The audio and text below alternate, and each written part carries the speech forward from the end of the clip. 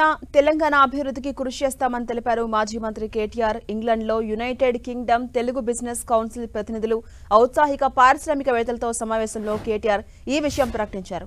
పెట్టుబడుల కోసం తాము పాటుపడుతూనే ఉంటామని, తెలంగాణపై తమకు ఉండే ప్రేమ, అభిమానం ఇంకెవరికీ ఉండవన్నారు కేటీఆర్. గత సర్కారు విధానాలతోనే తెలంగాణ పెట్టుబడుల హబ్గా ఎదిగిందని, తెలంగాణలో ఇన్వెస్ట్ చేసేందుకు వచ్చే వారికి సహకారం అందించాలని కేటీఆర్ సూచించారు. తెలంగాణ అభివృద్ధి కోసం తాము త్రికరణ శుద్ధిగా పనిచేస్తూనే ఉంటామన్నారు కేటీఆర్. తెలంగాణ సాధకులుగా మాతృభూమిపై తమకుండే మమకారం ఇంకెవరికీ ఉండదన్నారు.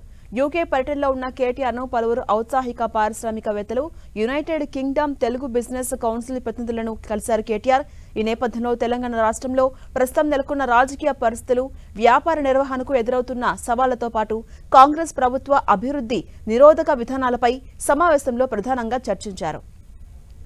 ఇక సీఎంగా కేసీఆర్ అమలు చేస్తున్న ప్రగతిశీల విధానాలు, తీసుకున్న పారిశ్రామిక అనుకూల నిర్ణయాలతో 10 ఏళ్ల కాలంలో ప్రపంచ ప్రఖ్యాతిగాంచిన ఎన్నో సంస్థలు తెలంగాణలో పెట్టుబడులు పెట్టిన సంగతిని కేటీఆర్ గుర్తు చేసుకున్నారు. యాపిల్, గూగుల్, మైక్రోసాఫ్ట్, అడోబ్ వంటి కార్పొరేట్ దిగ్గజాలకు తెలంగాణ నయా చిరునామాగా మారిందన్నారు కేటీఆర్. బీఆర్ఎస్ ప్రభుత్వ హయాంలో తీసుకున్న విప్లవాత్మకమైన నిర్ణయాలు, తీసుకొచ్చిన పారదర్శక విధానాలతో పారిశ్రామిక రంగంలో దేశంలోనే అగ్రగామిగా తెలంగాణ నిలిచిందన్నారు కేటీఆర్.